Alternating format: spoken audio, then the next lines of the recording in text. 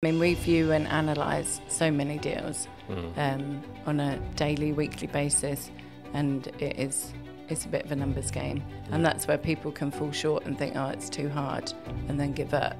There's a view that you have to be in a growing market to make money in property. There's so many views and there's so many opinions. I mean, I actually think now is a really good time to buy. What they're actually looking for, if they're looking for larger cash flow to get out of their job really quickly, then buy-to-lets probably isn't the way forward. Welcome to the Business Sense podcast. I'm Gary Crosby. This is the podcast where we make sense of the business journey by talking to owners about what they've learnt along the way. Let's jump into today's episode. Right, thanks for joining me, Tash, on the Business Sense podcast this morning. Thank you very much for having me. I feel honoured to be here. Well, I'm excited because I think you're doing something that many people dream of in terms of building a property portfolio or running a property investment company. So I'm really keen to just get a sense of how that's come about. But to start with, as a bit of context, just tell us about Friend Property Group and what you do. Yeah, so Friend Property Group is a residential investment company. So we've got Friend Property Group and Friend Property Developments. We utilise a model called Buy-Refurbish-Refinance in Friend Property Group to build a portfolio. So we started with quite a small pot of cash and learnt to work with investors to enable us to buy really run-down properties or properties where sellers needed to sell really quickly. So highly motivated vendors add value to the property and then refinance and pay our investor back that way.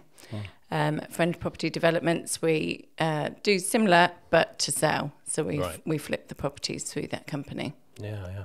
Exciting. And am I right in thinking that the company or your involvement in the company is about 4.5 years old now? Yes, yeah. Yeah. What did you do before? So I worked for Barclays. When I was doing my A-levels, I met my now husband and didn't want to go to university. Yeah. So I found undergrad scheme that Barclays did where they actually funded a degree for you, but you stayed living at home and worked in the bank doing numerous roles with the aim to be a branch manager at the end of it, which I did for a little while at quite a young age. I think I was 21. Really didn't like management. So then I decided to put myself through my CMAP qualifications. So I became a mortgage advisor for Barclays. I think I did that for just over 2 years. But got bored and then switched into corporate banking with Barclays. And again, did that for a year, got bored. I knew I wanted my own business, but I'm just not creative at all. I thought I'd have to come up with some genius, innovative idea to set up a business until I discovered property and how you could create a business through property investing. So you said you used the word bored quite a lot there. Was that the main motivator, or did you think, well, actually, there's a real opportunity here to go into property? Yeah, no, it probably wasn't the main motivator, but it's something that I became aware of that I needed to learn new things quite frequently. I started to get bored doing the same sort of job. I also had a daughter. And really didn't like the restriction of the holidays and not being Christmas was a big thing for me. Not being able to have Christmas off because Bob or Fred was off that week, and being really constrained. I think more than anything, it was probably the freedom that motivated me to get out of the corporate world and into business. Was there any fear at that moment? Did you think, I know I've done this stuff and I've done my work with Barclays, I've done the CMAP qualification, I've got a lot of skills that helped me build a career. Was there any fear at that point? Yeah, massively. Even asking, the way I exited Barclays was I took a year career break. So I asked my line manager for a year career break, and I was, how old would I have been? 28. I was absolutely terrified even asking for a career break. But that gave me a sense of security that I could go back into that career if I needed to. So I had a year out to sort of invest my time and the little money that we had into property and sort of try and build a business, and knowing that I could go back if I needed to. So if that's 2019-ish, somewhere around there? 2018. End of 2018, December 2018 is when I took the year career break. So you start the business, get yourself going in 2019, and then of course we've got COVID in 2020. What impact did that have? I mean, it was very nerve-wracking. I'd already handed in my notice December 2019. I said, no, I'm not coming back after this year career break. Yeah. But we'd managed to build up an okay sized portfolio. I was diversifying back then into serviced accommodation and all different things too. So we had that income. Yeah. But yeah, it was terrifying. I'm glad I still had my mentor to guide me through that time. But actually, it turned out really well. We were buying our first flip in April 2020. Right. And we were so undecided whether to go ahead because everyone thought the market was going to come crashing down. 15-20% were what the likes of Savills and large organisations were estimating. Yeah. But actually it went the complete opposite way. So I'm glad that we did renegotiate slightly, a slight reduction on that purchase. But yeah, it skyrocketed after the restrictions were lifted. Yeah. And it's been pretty crazy since then until last year. And I'm thinking about the journey in terms of, making a decision to go into that environment. And there must have been things, I guess, that you already knew from your professional career and maybe other things, and then some things that you had to learn. What was the learning journey like? Yeah, it was quite a big learning journey. I did invest in my own education, so I did some professional property training courses and joined a mentorship program for 12 months. Which was great to sort of guide me through it. But yeah, there's so much to learn when it comes to property investing.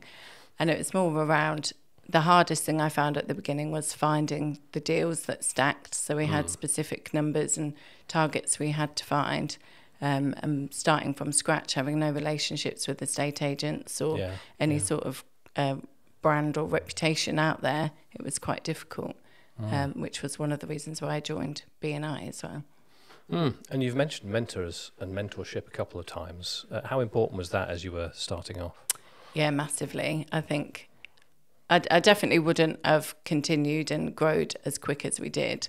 I remember every time we'd take a new mortgage out, I'd panic. Oh my God, another 150 grand worth of debt. And, and now it's just like numbers to me. But just having someone there to hold your hand, to talk through different options, to make sure you're doing the right thing. I think because it's a risk. It's a calculated risk, but it is a risk. And especially using other investors' money, I wanted to make sure that we were doing the right thing and buying the right properties and ticked off all the points. Yeah. And you mentioned the deal stacking up at the beginning. So I guess this is really part of this process and this program, is that the deal gets worked out very early on. Yeah. In terms of how to make the profit from it. Yeah. Yeah, I mean, we view and analyse so many deals on a daily, weekly basis, and it's a bit of a numbers game. And that's where people can fall short and think, oh, it's too hard, and then give up. Right. But I think a lot of our success comes down to building relationships. Do you think there's a view that you have to be in a growing market to make money in property? Yeah, there's so many views and there's so many opinions. I mean, I actually think now is a really good time to buy. Even though interest rates are high, you can actually pick up some really good deals. Yeah. And it swings and roundabouts. You'll have really low interest rates but really high prices, and it's a seller's market, not a buyer's market, whereas now interest rates are really high, but it's a buyer's market, not a seller's market, and you can pick up some good deals. Yeah. So it's just sort of wavering your way through the journey of the housing market. And you mentioned network. I mean, I imagine, particularly if you're in the refurbishment game, that you've got to be really confident of your network of contractors and people that you can really trust. How did you build that sort of a team? We're quite lucky, really, because my husband was a tradesman and a lot of his friends are tradesmen. Yeah. So we have got a really good team of contractors. They're reliable, they're reasonable priced, and they do a good job. Some we didn't have. So B&I, again, was a great source of connecting with tradesmen and professionals like our solicitor. Just through networking, really. Recommendations. There's lots of property networking events locally that you can go to, and there'll be trades there. There'll be people that can recommend other people. Yeah. And Peterborough, of course, is home to Progressive Property, this giant company that promotes the idea and takes people on a pathway through. Do you think that's part of the kind of momentum in people thinking, right, it's now, I want to start my property portfolio. I can get this kind of professional help. Yeah, definitely. I did my training with Progressive, and a lot of people, not even based in Peterborough, based up south and in London, they like to invest in Peterborough because you can pretty much copy where they buy. Yeah. They have one of those maps with monopoly houses pinned on. Yes. And you can just see what areas they're investing in and copy if you wish to. Yeah. There is quite a lot of competition in Peterborough now. But again, that comes back to having the good relationships and the contacts.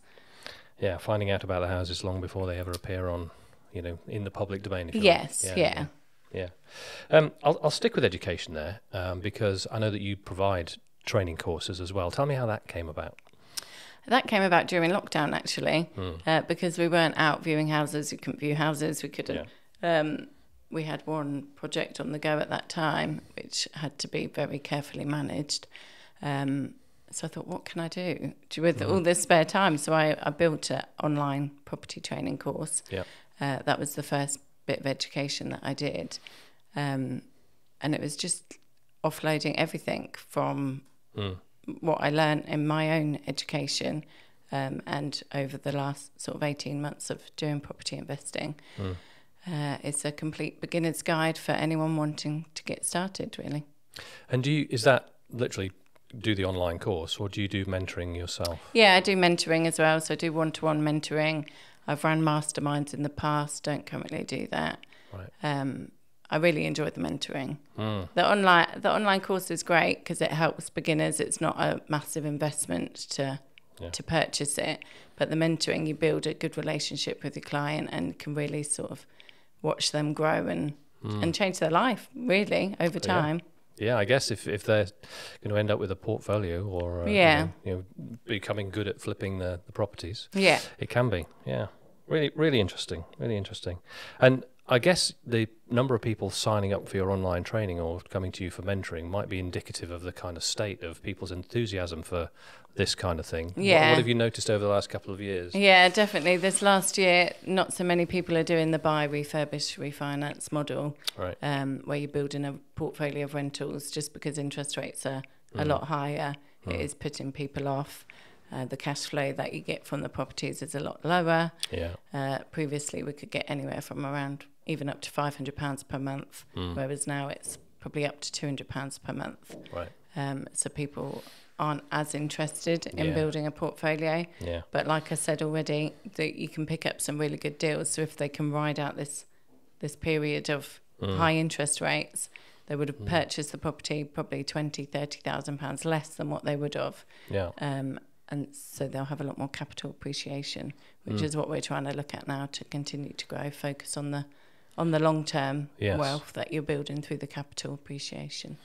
Yeah, it's interesting. You said high interest rates there. I mean, I remember buying a house in Scotland when it was 15%, and I guess historic norms are about 5%, aren't they? Yeah. We've just been very fortunate for 15 years where we've had 0 point something as the base rate. Yeah, so, definitely. I do think it's going to be the new norm around the 4-5%. And it's just going to be something that we have to work with. So if you're starting now, does the interest rate rise really preclude you getting into that portfolio building thing? And is it something where people who've already got an established portfolio can kind of ride out this impact on their margins, if you like? Yeah, I think so. I think it just comes down to people's mindset and whether they're happy with what they're actually looking for. If they're looking for larger cash flow to get out of their job really quickly, then buy-to-lets probably isn't the way forward. There's other strategies out there that they could look at pursuing. But if they're looking to build long-term generational wealth and pensions and things, then it's still a really good strategy to pursue. Mindset, that is interesting that you use that word. What's the right sort of mindset to go into this game with? I think you have to be very resilient.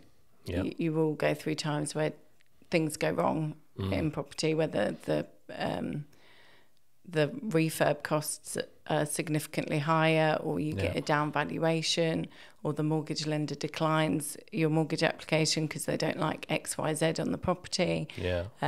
There's a lot of hurdles that you have to jump through, and if you give up easily, it's just not going to happen. Like, we've lost money, we've made a lot more money, but we've lost a lot as well, and we've had to go to different lenders because one lender didn't like a property because it had, say, cladding on the front, or there was a commercial property a few doors down. There's so many reasons. I was lucky that I had a good knowledge of mortgage lenders anyway. Of course. So we have avoided most of those, but there's still, down valuations and things that you can't control, completely out of your control. I think that's a really important point as well. You know, I often say this to my coaching clients, you know, you focus on what you can control. Because the outside world will carry on doing its thing regardless of what you're doing. And if you can't control that, then there's not a lot of point in focusing on it. Definitely. So just think about lessons from those early days then. You know, it's back in 2020, 21, and you've got some knowledge, you're learning more things, you're dipping your toe in, you're starting to build the portfolio. For others who are thinking about doing it, what kind of lessons did you learn in that time? Good question. I think just staying consistent,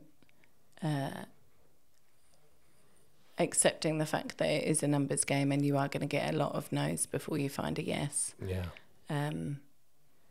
That resilience as well, continuing to go, putting yourself out of your comfort zone. That was a massive thing for me. I'm quite an introvert, so I didn't like networking at the beginning. Completely out of my comfort zone, really uncomfortable doing it. But I suppose the fact I had my mentor there pushing me, making me do things that I probably wouldn't have done without them. Making sure that you're very thorough with your viewings, and we now have processes in place, viewing checklists, videos that have to be taken, certain things that have to be checked. But it's all stuff that you can learn before you start making the mistakes, or learn from people that have made the mistakes already, which I was quite lucky to do. What's the biggest mistake you've seen or experienced maybe in that early day where maybe the heart rules the head? Or I was quite good at being head over heart, focusing on the numbers. Biggest mistake, probably not being detailed enough. I'm not a detailed person anyway. Not being detailed enough in terms of refurb costs. And looking into, we bought an older property in Wisbech, just outside of Peterborough, which had a commercial shop underneath. And we bought it through modern auction, so we couldn't really pull out after paying the reservation fee. And we didn't realise the commercial rates for the mortgage were going to be significantly higher. There was a problem with the basement that wasn't picked up on the basic survey that we'd had done. There was actually homeless people living in the basement, which caused the problem. But which you didn't meet them in the viewing. No, they weren't there. Probably just not being thorough and detailed enough in terms of the viewings and the refurb analysis. So let's educate the viewers, if you like, about these different property models. We'll start with the BRR model. Just talk us through that. What does that mean? So that means buy, refurbish, refinance. And some people call it BRRR, so you can add the rent on. So you buy the property to refurbish, and then you mortgage it and rent it out. So it all comes down to buying at a good price as well. So a lot of the money's made up front, whether it's from someone who their property's sadly been repossessed, or they're going through a divorce, or they're really motivated, or it's had a fire, or there's so many different reasons why people would sell property cheaper. So finding those types of properties and ones that you can add value to. So at the beginning, we just did like a general cosmetic refurbishment, so we wouldn't do any sort of structural work.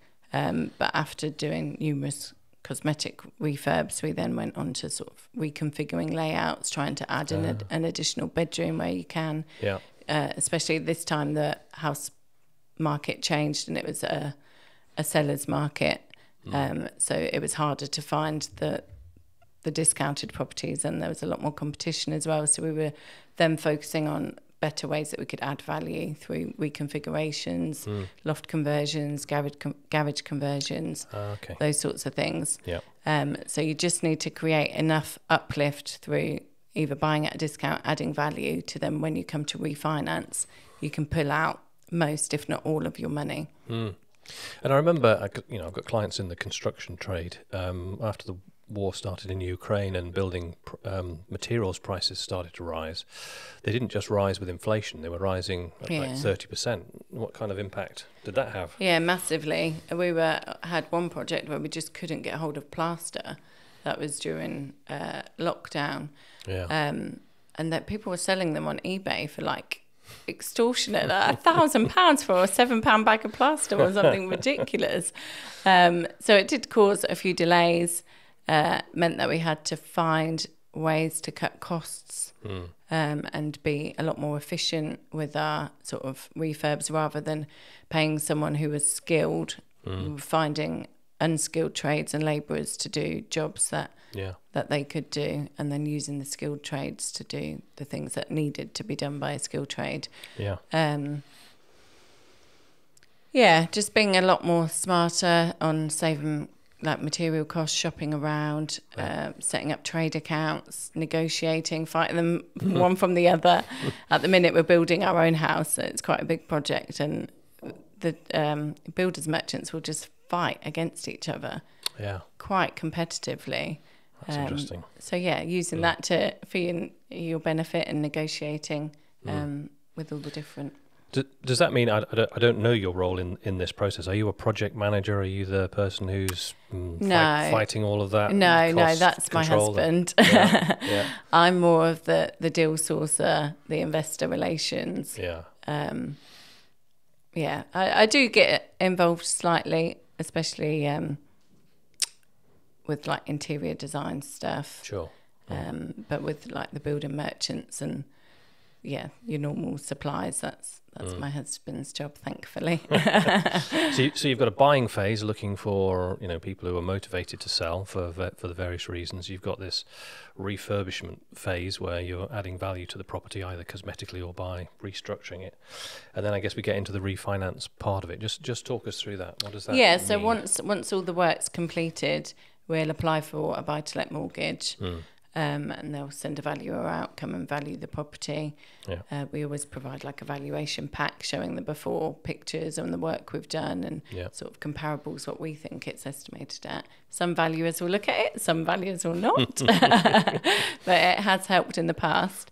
So they'll come and value the property, and then we'll get a 75% loan-to-value mortgage on the property, which will pay the investor back and then replace some of the money that we've put in for the refurbishment and the costs. Okay. And then I guess it's out there on the marketplace, just depending on what kind of market it is at that point as to how things go. I mean, we've been lucky since we've been investing. The rental market's been absolutely booming.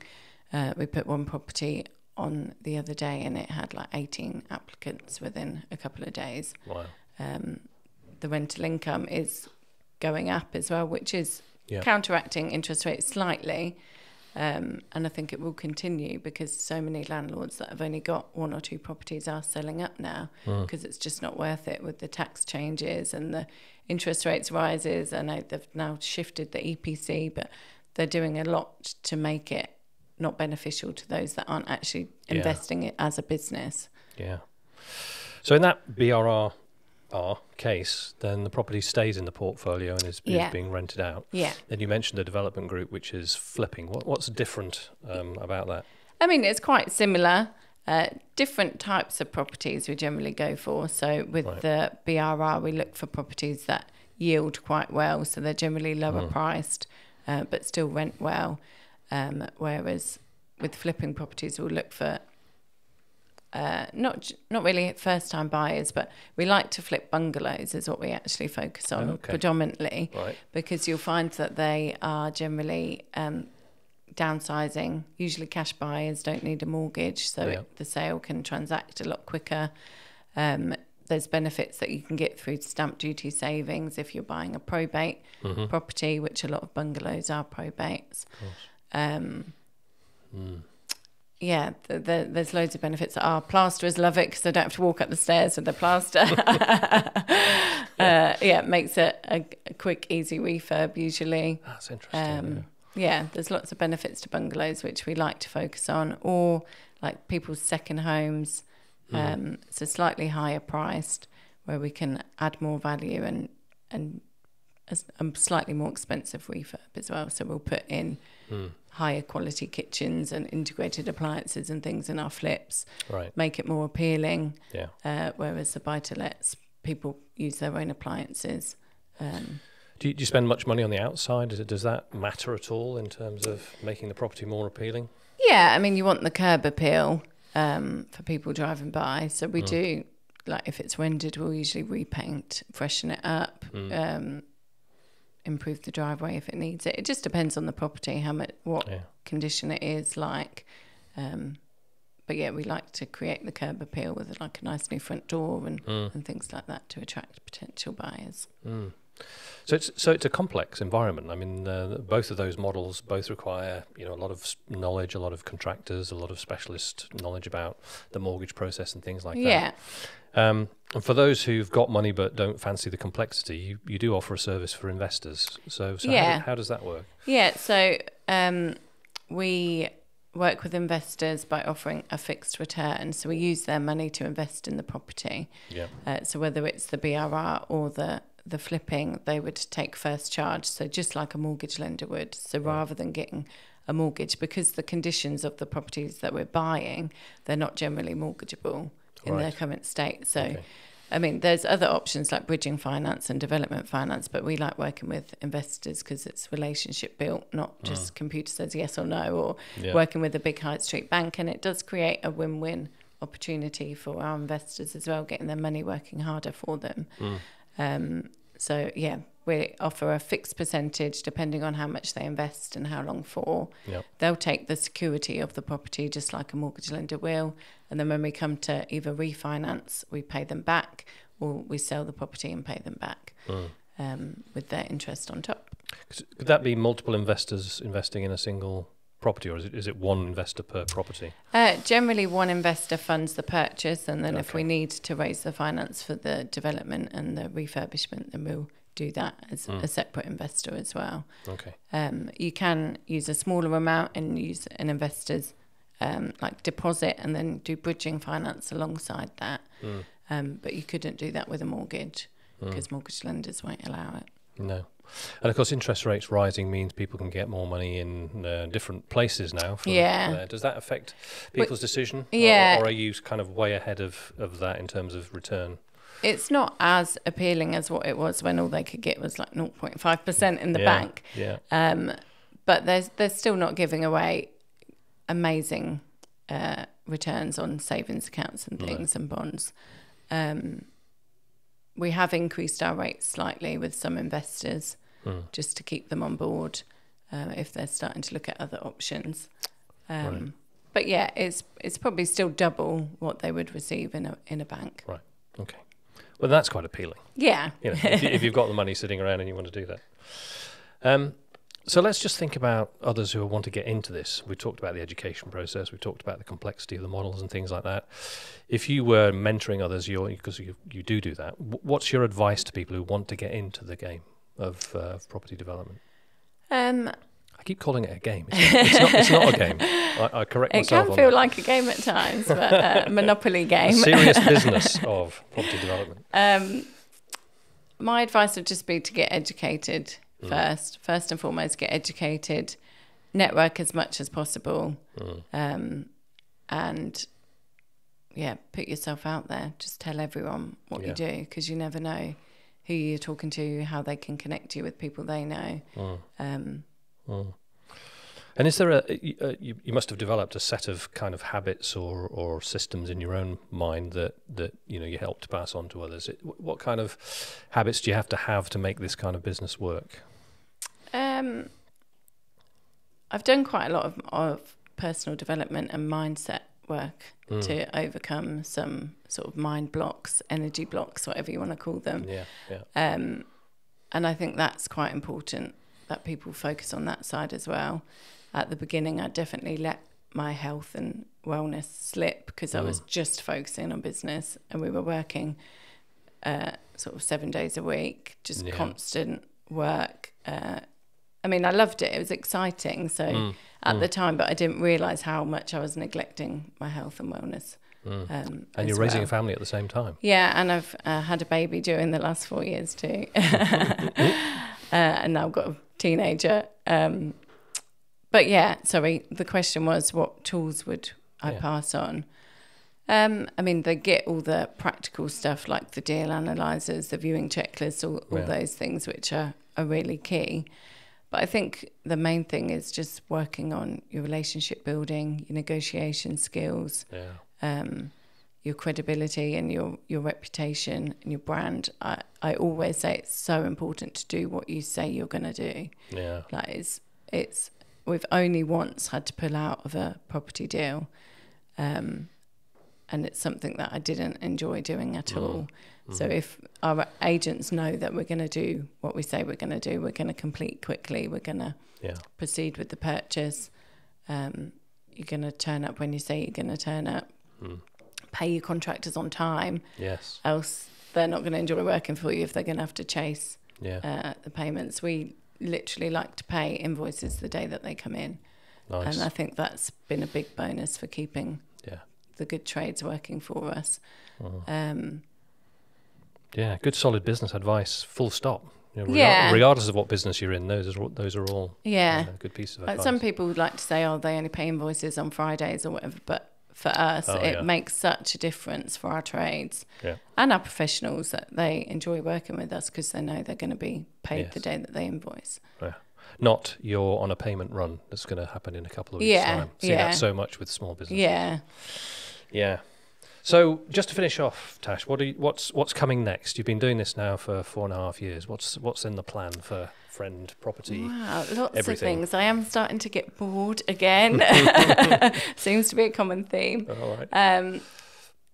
I mean, we're building our own house, which has been a big learning curve. Something that we've never done. It's pretty much been a new build. I think we kept 2 walls and the floor of the existing bungalow that we bought. Right. So that's been something really interesting, and we're quite looking to get into developments, whether we build to rent or build to sell. We're completely undecided. I'm also looking at giving back a bit more and trying to do some supported living sort of investing. So where we purchase properties and they're kitted out specifically for people's needs, whether that's disabilities, learning difficulties, people that have left care homes and need extra support and guidance for the next few years or come out of prison, whatever it may be. That's something we're currently doing quite a bit of research on at the minute. Also looking at letting agencies, estate agencies. I think when you get into property, the streams of income is just never ending. You can do so many different things within the property world to create multiple streams of income. I remember that MSI. I may have done a progressive weekend, I don't know, 4 or 5 years ago. And that stuck in my mind. MSI. There's so many different options in property. There is. It's just finding what aligns with your values and the reason why you got into property in the first place, which at the beginning I often got distracted. They call it the shiny penny in the property world. So there's so many different strategies and ways that you can make money. You can get distracted. And I think that was a good piece of advice I got from one of my mentors, was to just focus on one avenue until successful and then look for others. So now we can do the buy-to-lets and the flips quite easily. We're now looking to venture into different strategies as well. Yeah, that's another good piece of business advice as well. Become good at one thing before moving on to something else. Yeah, and I Don't think it's spread so yourself too easy to get so excited with all different opportunities and ideas. But yeah, get good at something and then explore another avenue.